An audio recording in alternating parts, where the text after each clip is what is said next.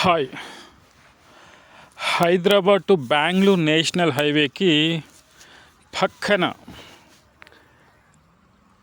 Exact హైవేకి పక్కనే కొత్త డిటిసిపి రేరా అప్రూవ్ పొందిన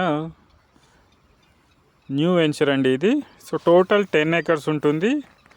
సో దీంట్లో వచ్చేసి ప్లాట్ సైజ్ 165 స్క్వేర్ యార్డ్ నుంచి స్టార్టింగ్ ఉంటుంది. 404 స్క్వేర్ యార్డ్ వరకు ఉన్నాయి.